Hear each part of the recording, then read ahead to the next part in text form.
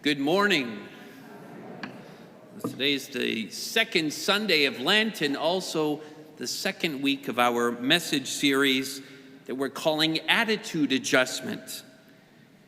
And we're looking at a particular attitude adjustment that every single one of us needs to make, no matter who you are, no matter what. In fact, the less you think you need it, the more you probably do. And as soon as you think you've mastered it and rest confidently in the knowledge that you have it, you've lost it. This attitude is actually a virtue, a habit of high standard. We're talking, of course, about humility.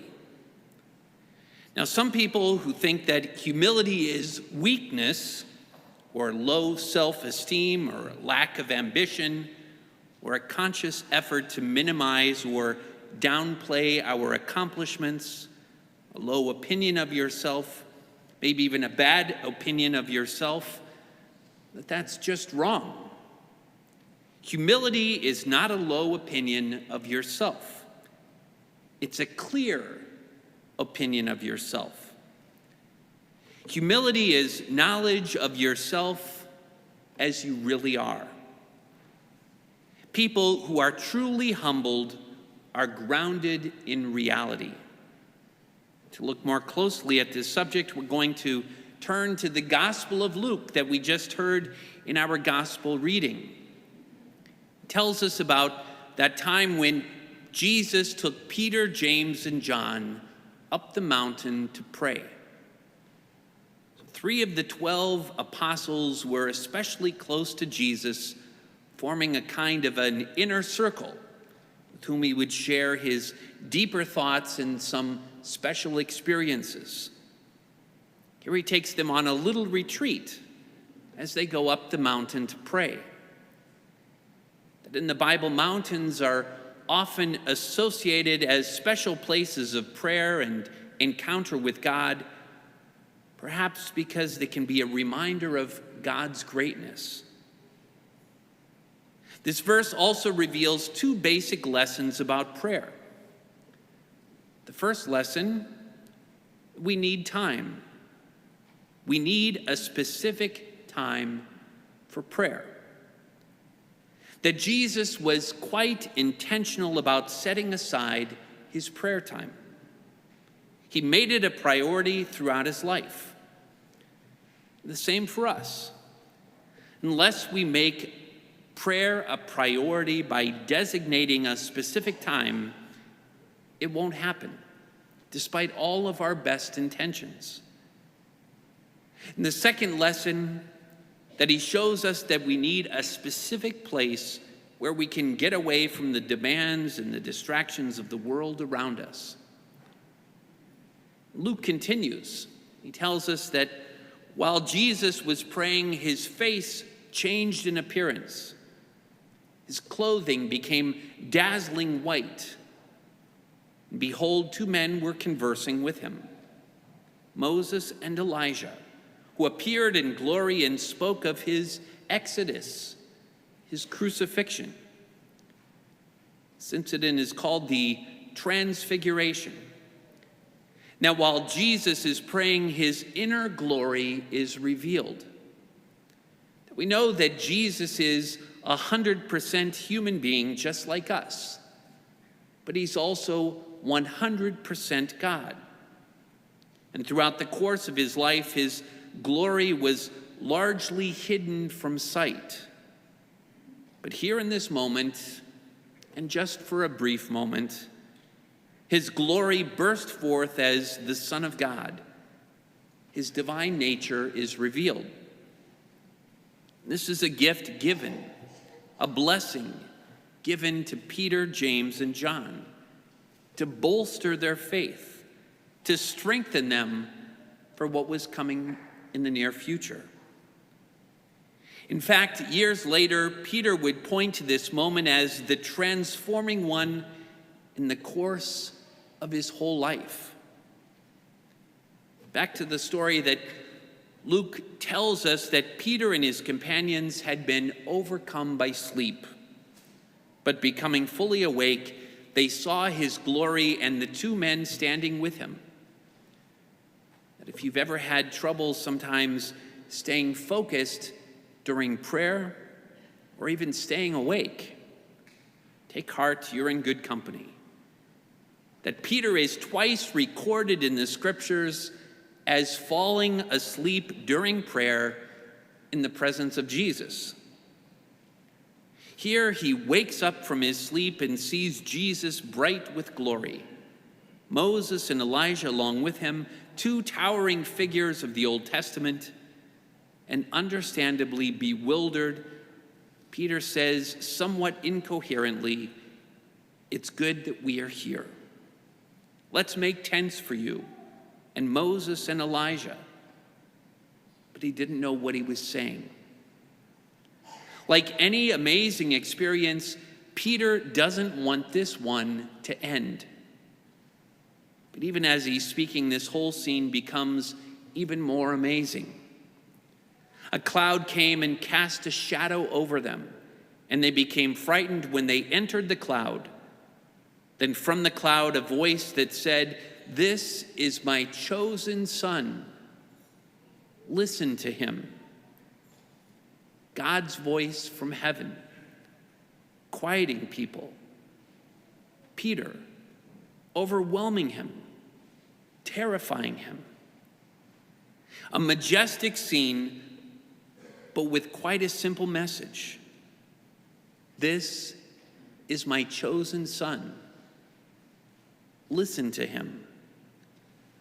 Listen to him because his teaching and preaching, his word, it seeds everything that has come before from Moses to Elijah. So listen to him. To listen to him, which is not always an easy thing to do, can be an attentive, to lend our thoughtful attention to someone else. It carries the connotation of engagement and relationship with another.